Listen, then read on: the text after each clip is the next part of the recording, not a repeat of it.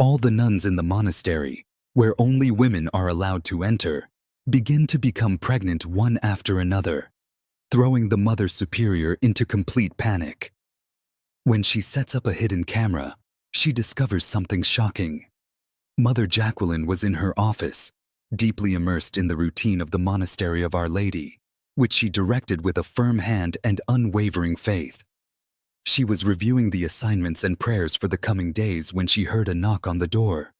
The nun sighed, upset at the interruption, but took a deep breath before answering.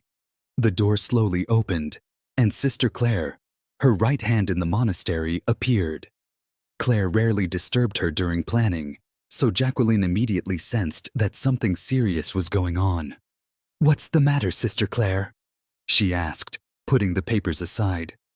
The nun, with a note of concern in her voice, got straight to the point. "Novice Camilla is very ill. She keeps vomiting in the bathroom." Jacqueline's eyes widened, and she immediately jumped up. They quickly walked through the quiet halls of the vast monastery. They reached the bathroom, where Camilla was kneeling in front of the toilet, pale and clearly exhausted. "My God, what happened, my child?" Jacqueline asked, approaching her. Camilla wiped her mouth with difficulty and replied, "I don't know, Mother.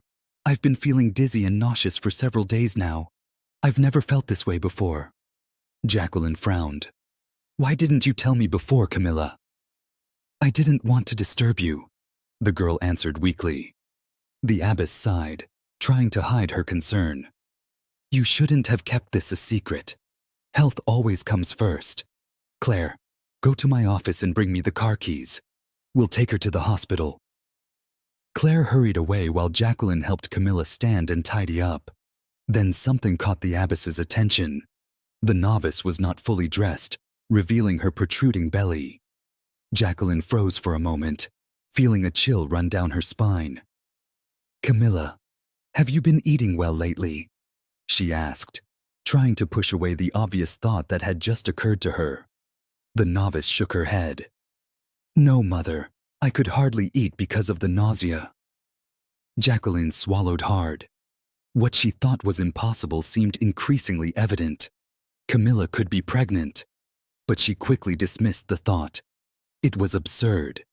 In the Monastery of Our Lady, where the rules were strict and men had no access, this could not happen. The monastery was known for its strict discipline. Jacqueline did not allow men into the premises, and all parcels were accepted outside the gates.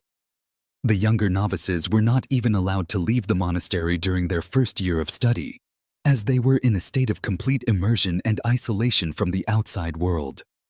Moreover, Jacqueline knew all the young women under her care. Camilla had arrived at the monastery only a few months ago and had not had any contact with the outside world since. "This can't be," Jacqueline thought as they walked, casting worried glances at the belly of the young novice sitting next to her.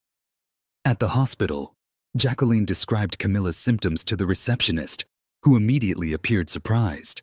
The Mother Superior noticed the subtext in her gaze. They were referred to Dr. Cindy Thompson, a general practitioner who was also an obstetrician. The doctor listened carefully to their accounts and began asking Camilla detailed questions. "When did the nausea start?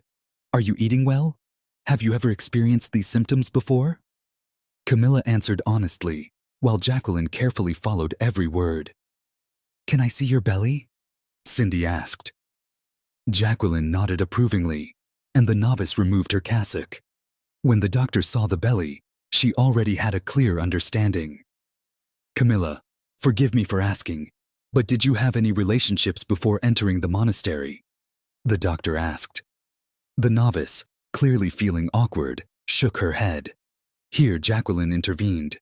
"She has been in the monastery for several months, doctor, and has not had any contact with men during this time." Cindy swallowed hard, but ordered tests to confirm what already seemed obvious. Within a few minutes, the results were ready. "Mother, there is no doubt that the young lady is pregnant," Cindy said. Silence reigned in the room. Jacqueline felt the ground slipping out from under her feet. "It's impossible," she muttered. Camilla paused, panic evident on her face. This can't be happening. I can't be pregnant. Dr. Cindy responded in a calm but firm tone. The test is reliable, sister, but to be absolutely sure, we'll do an ultrasound now. Jacqueline, frightened by the situation, immediately agreed. Camilla was taken to the examination room where the doctor confirmed what the initial test had already shown. Jacqueline ran her hand over her face in disbelief. The doctor, understanding how difficult it was for the Mother Superior to accept the situation, said, "Mother, we repeated the tests, and the ultrasound confirmed it. There can be no mistake." Dr. Cindy prescribed medication to ease the nausea and scheduled regular prenatal checkups. Jacqueline thanked her and, promising that they would return for further examinations, left the hospital. Camilla and Jacqueline remained silent on the way to the car. But as soon as the car started moving, the abbess could not restrain herself. "Camilla, you must tell me the truth. Are you hiding something from me? How was this child conceived?" The upset novice shook her head in despair. "I swear, Mother, I don't know. I have never had a relationship with any man. I have no idea how this happened." Jacqueline was silent, lost in her thoughts. Could Camilla be telling the truth? Could she have been immaculate? A new divine miracle? The thought was both exciting and terrifying. How could this happen under her strict supervision? Was this God testing her faith? After a long pause, Jacqueline took a deep breath and announced, "As soon as we get back to the monastery, I will call your family. They need to know about this." But the novice grabbed the abbess's hand tightly and begged, "Please don't tell them. I want to stay in the monastery. I want to keep this a secret." Jacqueline hesitated but finally said, "You are of age. If this is your wish, I will respect it. Know that you will be welcome here, as always. I would never exclude you, especially in this state." Jacqueline smiled for the first time since all this began. Camilla smiled with relief and expressed her deep gratitude. The abbess then turned her attention back to the road, concentrating on getting them safely back to the monastery. A few minutes later, they arrived at the Monastery of the Virgin Mary.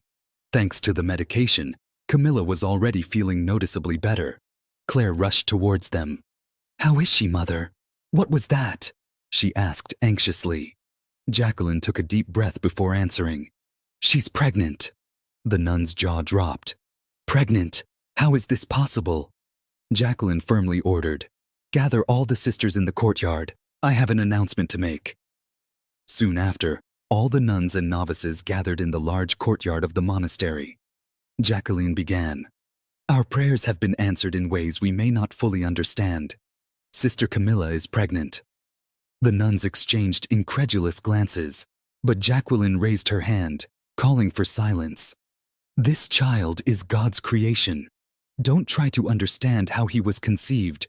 Just accept the fact that he was sent by God. Therefore, we will all take care of him and love him," she added, emphasizing that Camilla wanted to keep the pregnancy a secret from the outside world, and ordering that none of the sisters discuss this issue. The nuns followed Jacqueline's instructions, but the shock was obvious. Later, in her office, Jacqueline shared her doubts with Claire. "There is something in Camilla's eyes that doesn't convince me. It feels like she's hiding something." "Do you think she had a man?" asked Claire. "It doesn't matter what I think. For now, we must support her and wait for developments. God will show us the way," Jacqueline replied. Despite her determination, doubts continued to torment her. As the days passed, Jacqueline and Claire watched Camilla closely, hoping to find some clue as to the reason for her pregnancy. However, there was nothing unusual about her behavior. The novice remained humble and selfless. The lack of answers strengthened the belief that Camilla could indeed have been honored with a divine miracle. Exactly 2 weeks after it became known that Camilla was pregnant, something unexpected happened. Camilla entered the Mother Superior's office accompanied by 2 other novices who had entered the monastery around the same time as she had. Jacqueline and Claire were busy organizing supplies when the 3 of them arrived. Seeing them, the Mother Superior asked, "Camilla, what happened? Is the baby okay?" The novice shook her head. "It's not about my child. but I think my friends also need to get tested to make sure they are healthy. Jacqueline's eyes widened in confusion. What are you talking about, Camilla? At that moment, the two novices standing next to Camilla unbuttoned their cassocks, revealing their protruding bellies. Jacqueline raised her hand to her mouth in disbelief. Claire froze next to her. Are you both pregnant? The Mother Superior gasped. The novices, clearly shocked, began to explain. We don't know how. Our bellies just started to grow. There is no explanation. Jacqueline, clutching her chest, turned to Claire. Call Dr. Cindy, now. The nun rushed to ring the bell.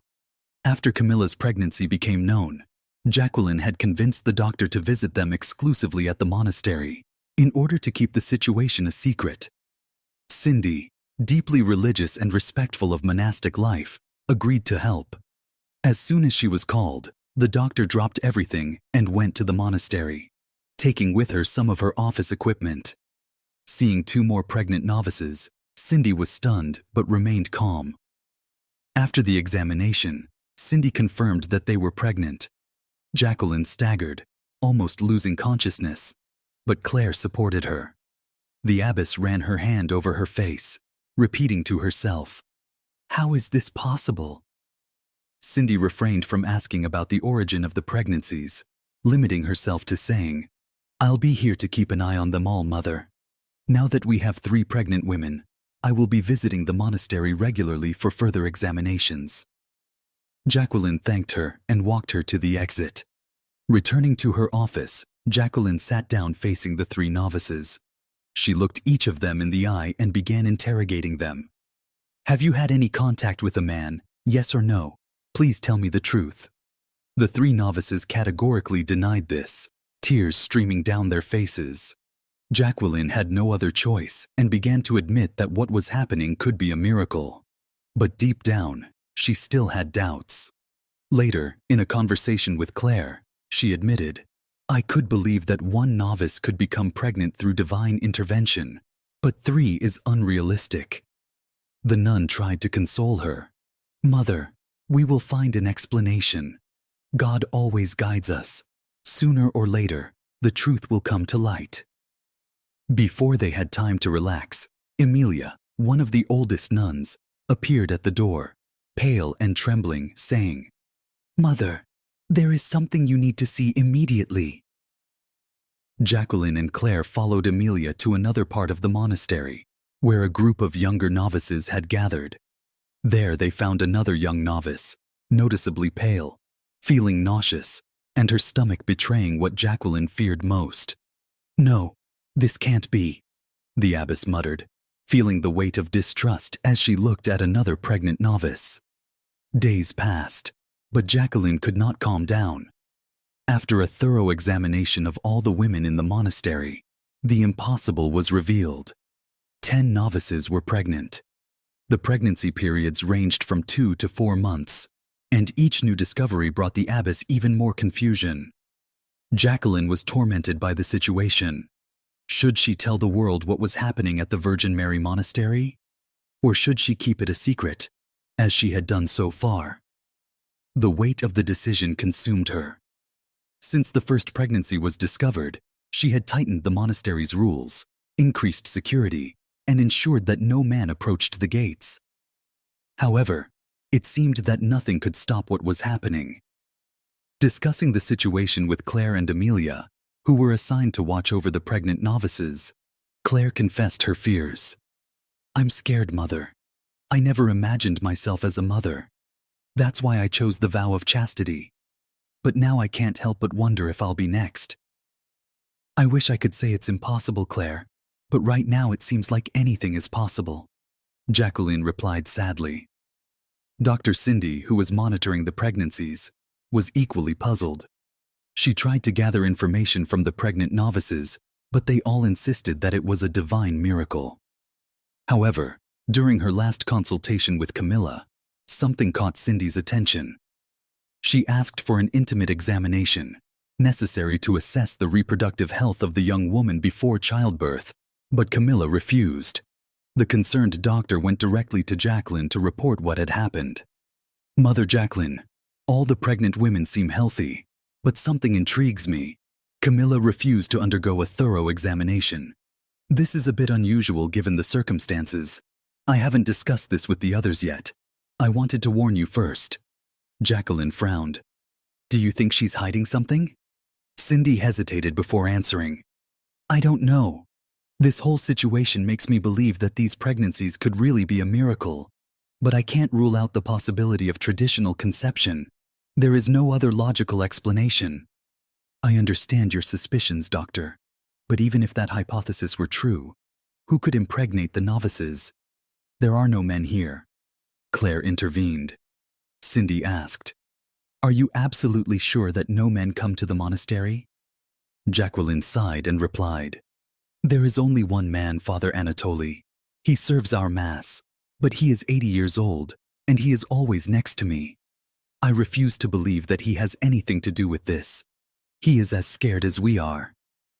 Claire thought for a moment and then suggested something unexpected. Mother, the novices came from the outside world before joining us. They may be hiding something. No matter how much we watch them, we can't be everywhere at once. What if something is happening outside our field of vision?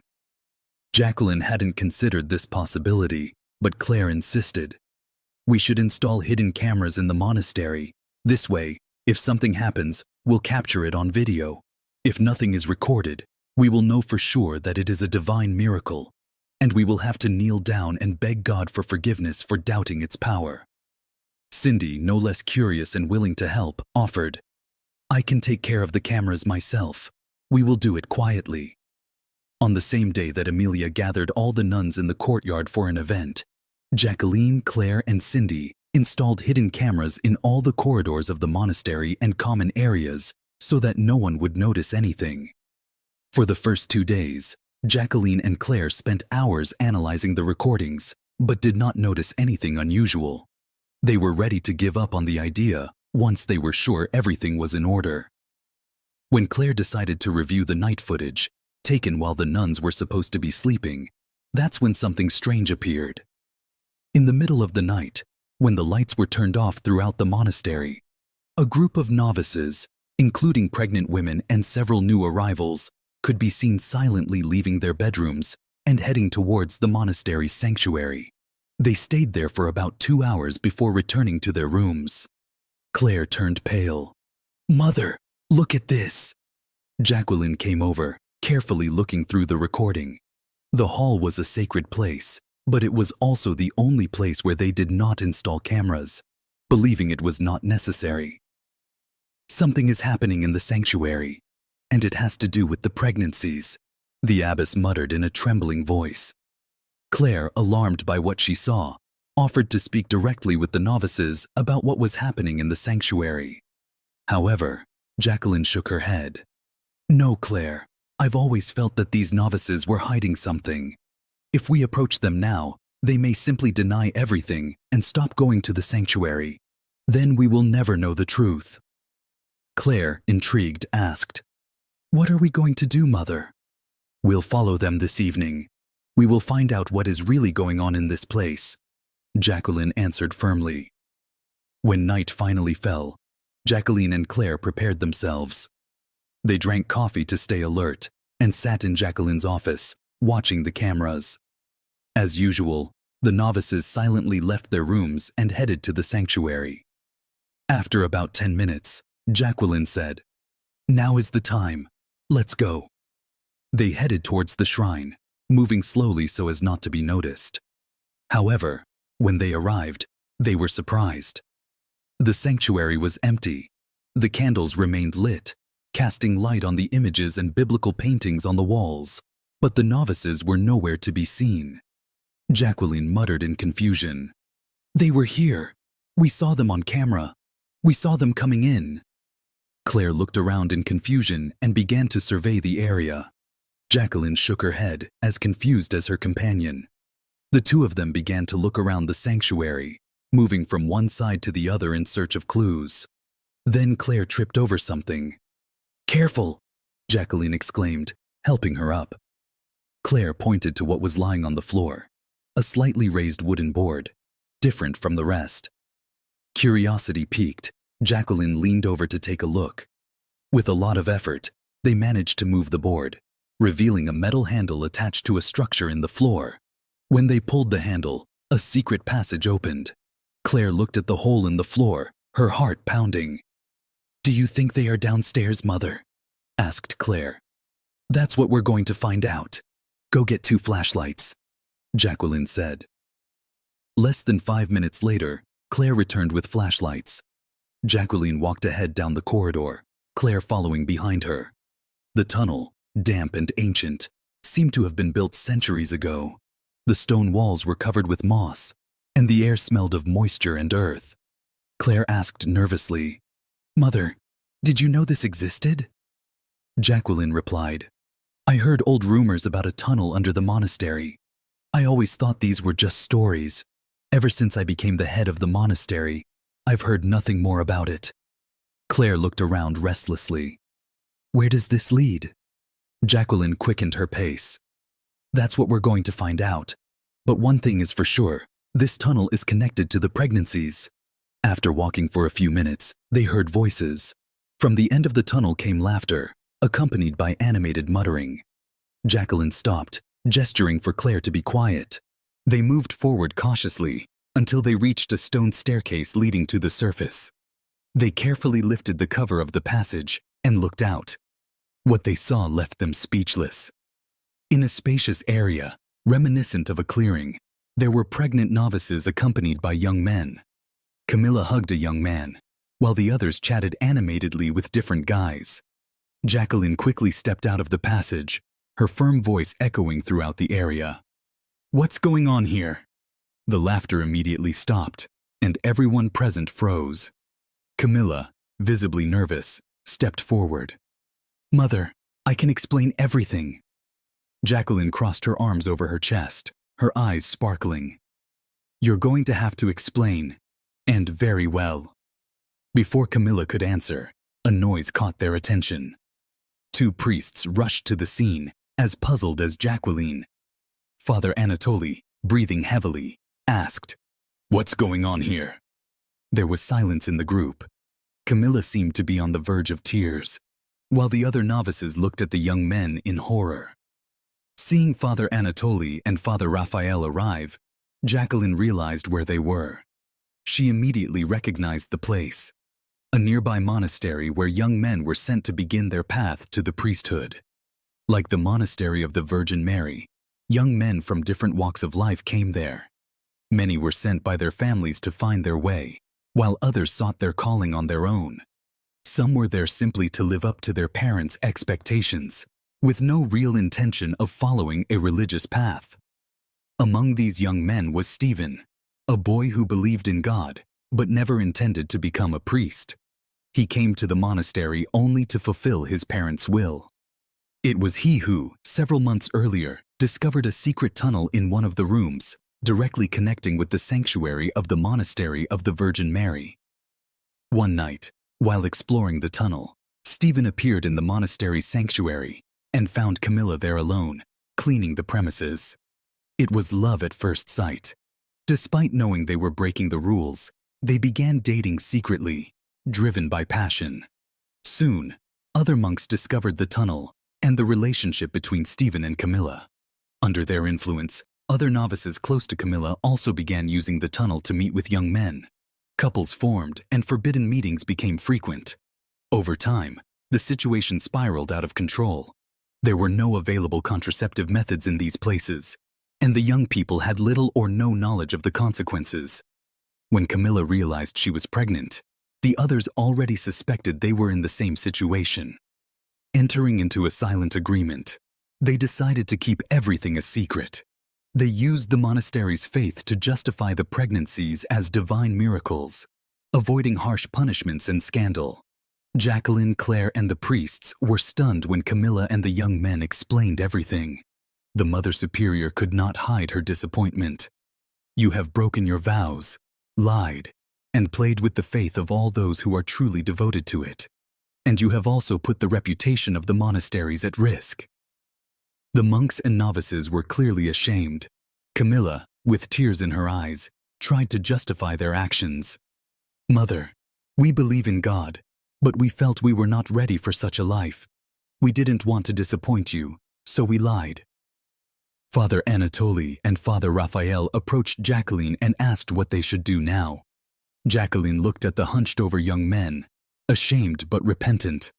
After a long silence, she sighed and announced, "What are we going to do? We will marry them all." The novices and monks raised their heads in surprise. Jacqueline continued, "Thank God you were still novices undergoing training without taking final vows. Your choices will have consequences, but these children will be born into blessed families under the protection of God. Your sins can be redeemed through responsibility and love." A few days later, a grand wedding took place at the Monastery of the Virgin Mary. The novices gave up their habits and married their partners. The parents of all participants, initially shocked, were reassured by Jacqueline, who said, "These children are born by divine will, even if the path to this was wrong. Now it is our responsibility to care for them with love and faith." After the wedding, the couples began to build their lives, while the monasteries underwent profound changes. Dr. Cindy, who had closely monitored each pregnancy, took charge of the births. With care and dedication, she brought all the babies into the world, ensuring the health of both mothers and children. Cindy became a close friend of Mother Jacqueline and the families, visiting the convent regularly to provide medical and moral support. The tunnel, once a symbol of secrecy and transgression, was officially opened. It was repurposed as a shortcut, and monks were allowed to attend Mass at the monastery. In addition, the monasteries changed their policies. Young people could join the church only freely and voluntarily, without external pressure. Religious life became a genuine calling, not an imposition. Jacqueline, despite all the difficulties, felt she had achieved something greater. God had turned chaos into an opportunity for learning and love. Dear viewers, what do you think about this story? Please tell us in the comments. If you liked this video, then like it and subscribe to our channel. Goodbye.